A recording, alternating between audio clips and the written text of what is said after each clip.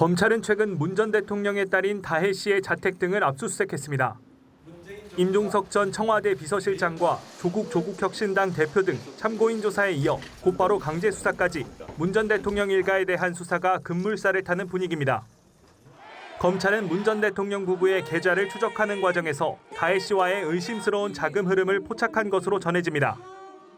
압수물 분석에 보통 2, 3주가량 소요되는 점을 감안하면 이르면 추석 이후 다혜 씨를 불러 조사할 것으로 예상됩니다. 검찰은 서로 주고받은 자금의 출처 확인 등을 위해 문 전 대통령과 김정숙 여사에 대한 조사에도 나설 방침인 걸로 알려졌습니다. 최근 검찰이 김건희 여사를 제3의 장소에서 비공개 조사를 한 게 논란이 됐던 만큼 문 전 대통령 부부에 대한 조사 시기나 방식을 두고서도 상당한 파장이 일 것으로 보입니다. 전주지검 관계자는 옛 사위에 대한 부정 지원 의혹 등 고발된 범위 안에서만 수사하고 있다며 일각에서 지적하는 별건 수사 의혹에는 선을 그었습니다.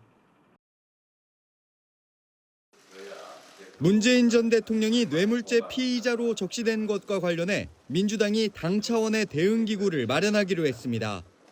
당내 기존 검찰독재위원회를 확대 개편하고 관련 수사에 대한 검찰의 거짓 대응을 적극적으로 바로잡는다는 계획입니다. 민주당은 이번 수사가 의료 대란 등 정부 실정을 덮기 위한 물타기라고 주장했습니다.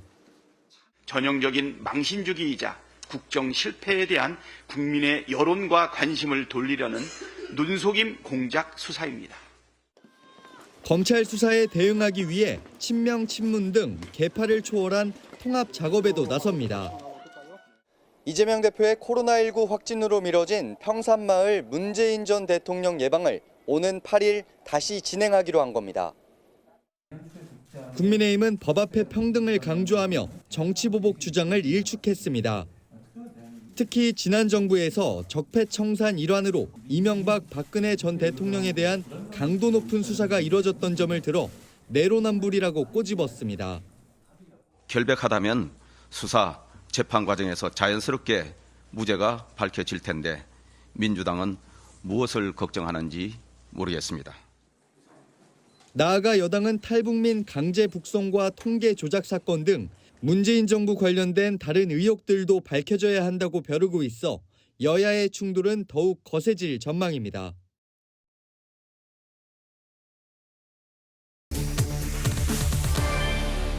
아픈 손가락입니다. 아픈 손가락. 기사 같이 볼까요? 검 추석 이후 문다혜 소환 조사 가능성. 네, 저희가 어제 전해드렸었죠. 검찰에서 문재인 전 대통령을 이 문재인 전 대통령의 딸 다혜 씨의 자택, 사무실, 별장 등을 압수수색한 이 압수수색 영장에 피의자로 적시를 했다라는 뇌물 혐의로 피의자로 적시를 했다라고 전해드렸었습니다. 근데 관련해서 문재인 전 대통령 말고 직접적인 문다혜 씨도 딸도 소환 조사하지 않겠느냐라는 거예요. 네. 저희가 뭐 문재인 전 대통령 피의자다, 조사할 수 있다라고 얘기를 하긴 했습니다만 장유미 변호사님. 네. 사실 문재인 전 대통령보다는 먼저 조사를 다혜 씨가 받게 되는 거 아닙니까? 그래서 지금 어느 시기가 될 것이냐. 왜냐하면 소환 조사는 사실 초읽기에 들어갔다고 보는 게 객관적으로 좀 맞을 것 같습니다. 왜냐하면 압수물을 이미 확보를 한 상태이기 때문에요. 네. 지난주에 일단 주말에 자택에 대한 압수수색이 단행이 됐고 뭐 제주 별장 여러 군데에서 이제 좀 전방위적으로 압수물이 이제 확보가 된 측면이 있습니다. 네. 그럼 검찰로서는 당연하지만 이 어떤 증거 이 기능을 하는 부분인지 다 이거 분석을 해야 되는 이 과정이 있어야 되거든요. 그래서 유의미한 증거인지를 추리고 이제 당사자를 부르는 게 수순이기 때문에 아마 추석 연휴 전은 사실상 어려워 보이는 부분이 있고 추석이 지나서 한 9월 말이나 10월 초쯤에 소환식이 좀 조율이 이루어지지 않겠느냐 이런 전망이 나오는 것 같습니다. 추석이 지나서 9월, 10월 초쯤 해서 소환 가능성이 좀 있다라는 말씀이에요. 근데 아니 문재인 전 대통령 딸 다혜 씨에 대해서 아니 이렇게 검찰 조사까지 들어갈 정도야? 대체 다혜 씨가 누군데? 라고 생각하실 수 있어요. 다음 기사 보실까요? 학력, 경력 가려진 문의 아픈 손가락, 자녀와 청와대 거주도. 네, 문다혜 씨에 대한 얘기입니다.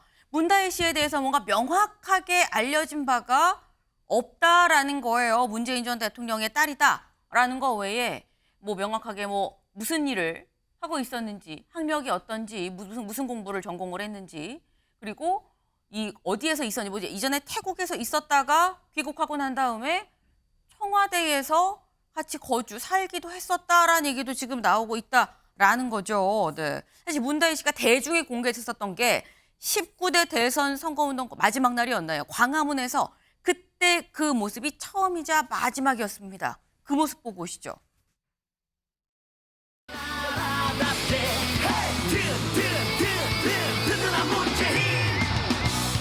아버지께서는 늘 자신에게 엄격하라고 강조하셨죠. 그 말씀 따르겠습니다. 저와 저희 가족들은 이 자리에서 스스로에게 엄격하게 본분을 지키면서 살겠습니다. 아빠, 긴 선거운동을 마무리하는 오늘 제가 아들 손잡고 광화문 광장에서 함께 하겠습니다.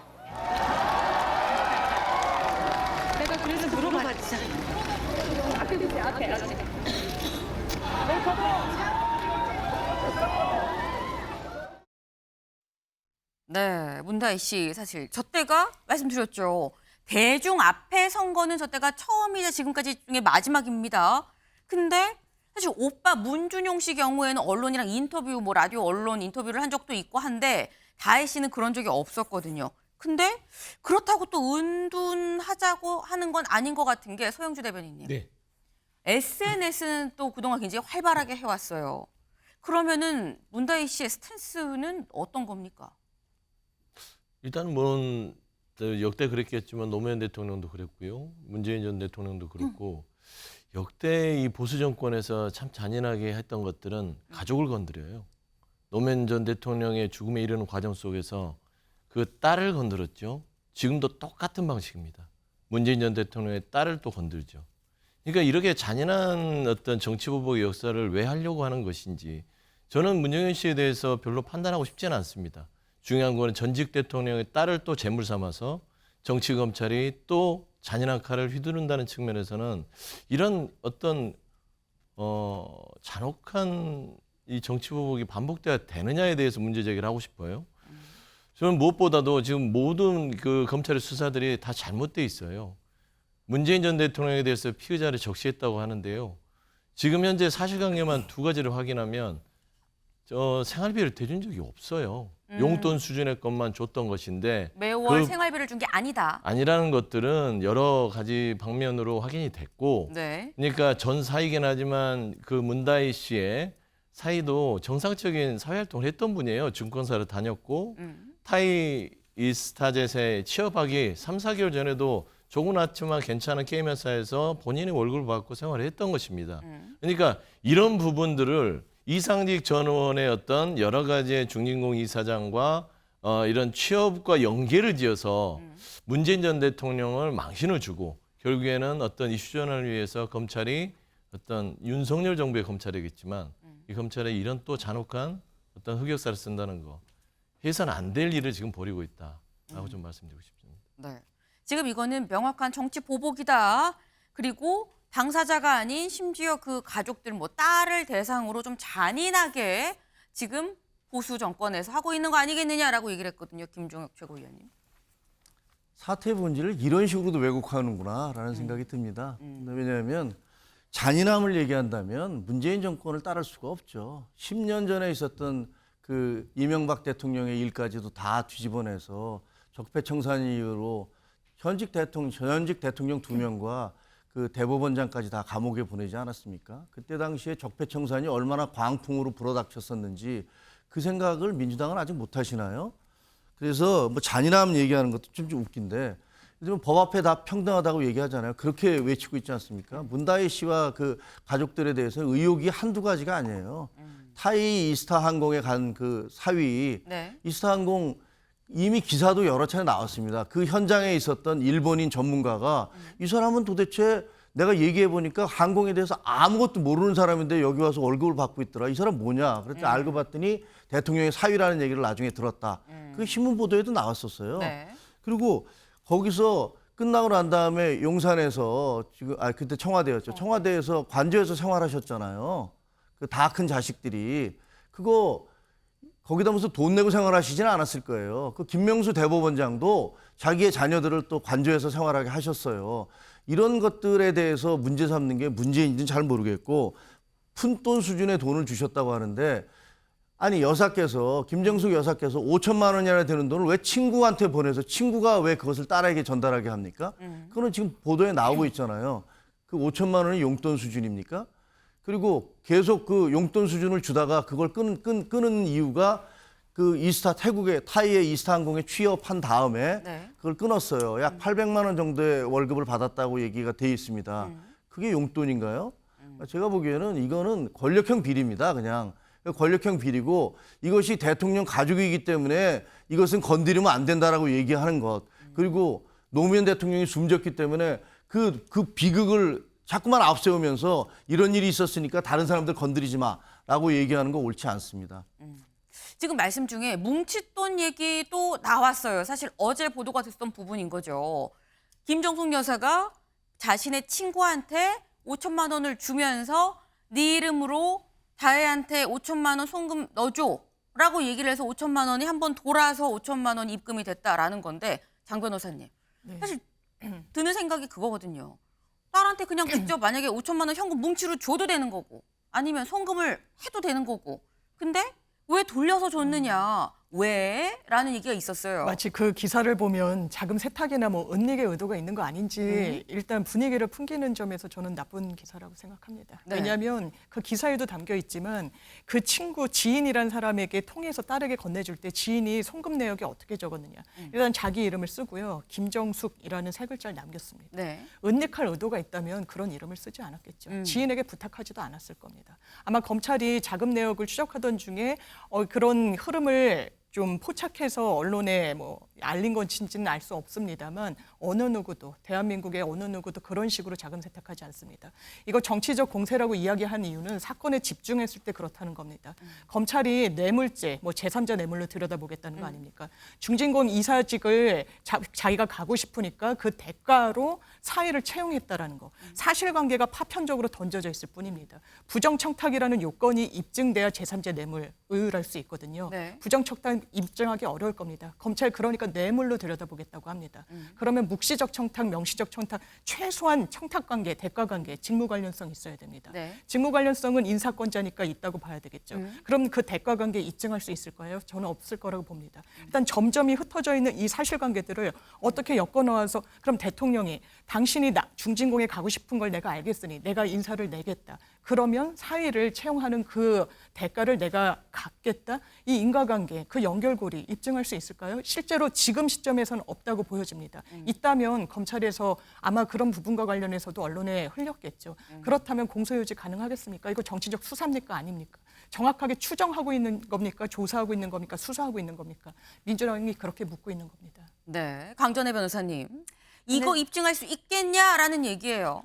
네, 5천만 원을 김정숙 여사가 지인한테 주고 내 딸한테 입금해줘. 그것도 문제가 되는데요. 그 5천만 원, 5만 원짜리 뭉칫돈이었습니다.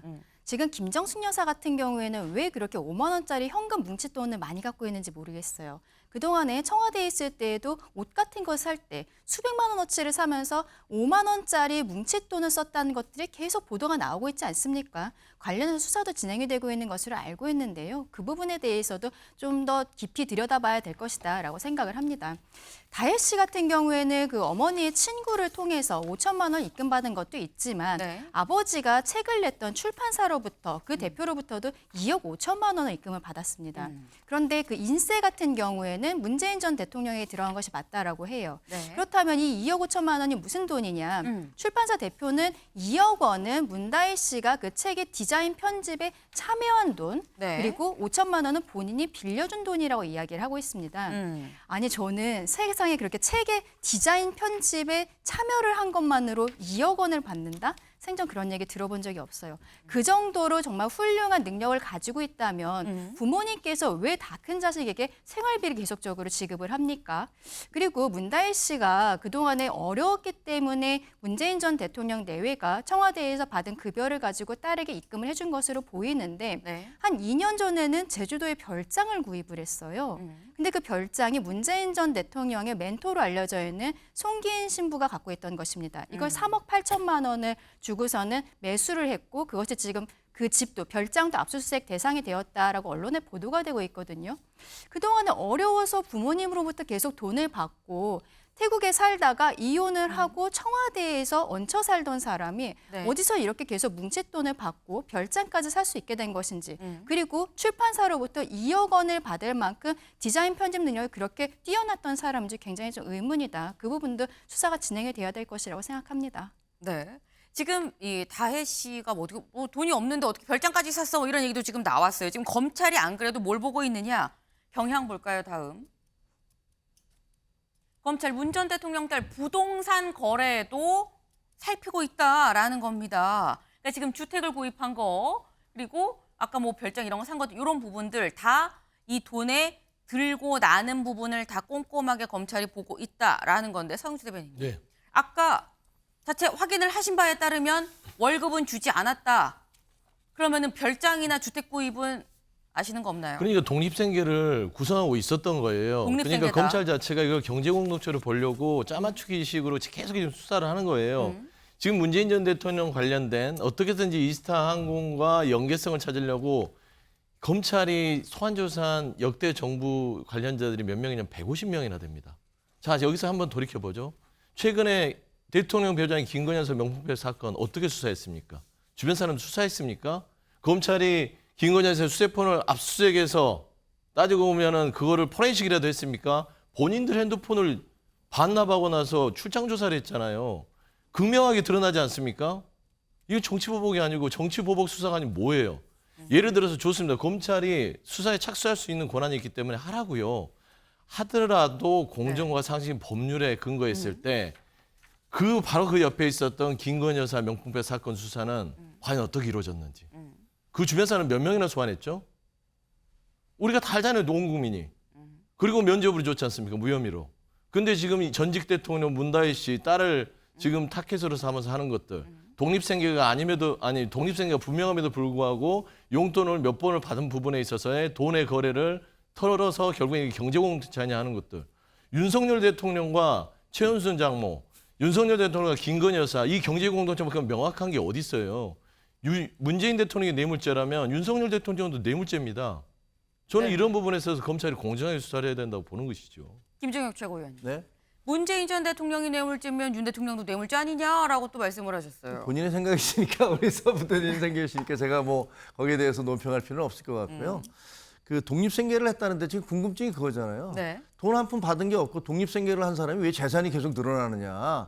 어떻게 별장을 구입했느냐. 그 얘기를 하는 거 아닙니까? 근데 그게 왜 수사를 하는 게 문제인지를 저는 잘 모르겠어요. 그리고 그 간에 있었던 수많은 어떤 의혹들이 있는데 네. 그거를 예를 들면 계속 얘기하는 게 그거잖아요. 왜 저쪽 수사는 이렇게 하면서 우리 수사는 이렇게 하느냐. 그건 뭐 충분히 비판하실 수 있다고 생각해요. 그리고 김건희 여사에 대해서 저도 뭐 검찰 수사를 불러서 하는 게 맞았을 것 같다라고 주장을 했기 때문에 저는 뭐 그런 나름대로 얼마든지 주장을 할 수가 있지만 네. 그렇다고 그래서 지금 그 문다혜 씨에 대한 어떤 수사 이런 것들이 덮어질 수 있는 것은 아니다. 그거는 그 문제대로 지적을 해야죠. 왜 김건희 여사에 대한 수사는 이렇게 살살했느냐가 아니라 그냥 요 자체를 갖고 얘기를 하시라고. 이게 혐의가 있는지 없는지. 그러니까 네. 저희가 비판을 했듯이 그리고 그거에 대해서도 비판을 하셔야 되는데 민주당에서는 전혀 그런 부분들에 대해서는 이의제기나 비판을 안 하시는 것 같아서 좀 안타깝기도 합니다. 네. 지금 유튜브 댓글로 질문이 올라왔으면 지금 저희가 독립생계 얘기를 하니까 질문이 뭐가 들어왔냐면 청와대에서 지냈던 건 어떻게 봐야 됩니까? 라는 질문이 들어왔어요. 장 변호사님. 일단 아마 해외 귀국하고 이혼을 그 직후에 했던 것 같고요. 아마 집을 이제 얻는 그런 기간과의 그 기간 차이가 있다 보니까 네. 예, 갭이 있다 보니까 같이 좀 잠시 동안 거주한 게 아닌가 싶은 부분이 있고요. 제가 이제 문다혜 씨와 관련해서 오늘 조간에서도 뭐 아픈 손가락에다 뭐 대통령이 평산책방 관련해서도 대통령의 뜻과 뭐 참모 뜻과 거스르게 추진을 했다 이런 여러 제가 봤을 때는 억측인 것 같은 게 제가 평산책방에 감사여서 평산책방이 이 설립되는 그 과정에 어느 정도 그 알고 있습니다. 대통령의 의지가 상당히 강했습니다. 책과 관련해서 그리고 지역사회의 어떤 독서 운동과 관련해서 대통령의 의지가 강했던 사업인데 그런 부분과 지금 퇴직한 대통령의 현 상황과 또 억측을 더해가지고 그 자녀분에 대한 의혹에 뭔가 의혹을 부풀리는데 언론이 기여하고 있다, 좀 조장하고 있다는 부분 좀 안타깝게 생각합니다. 네. 평산 책방을 뭐 만드는 데 있어서 처음에 만들기까지도 문재인 전 대통령 의지가 상당히 강하게 있었는데 뭔가 약간 호도되는 부분이 있는 것 같다라는 말씀도 같이 하셨어요. 일단 문다혜 씨에 대해서는 뭐 알려진 바가 많이 없기 때문에 이런 거 아니야, 저런 거 아니야라는 얘기가 굉장히 많이 나오고 있는데 중요한 건 검찰의 수사죠. 검찰의 수사가 혹 과하게 이뤄진다면 역풍으로 올 수 있는 거고요. 정당하다 그러면 그에 맞는 처벌을 받아야 될 겁니다.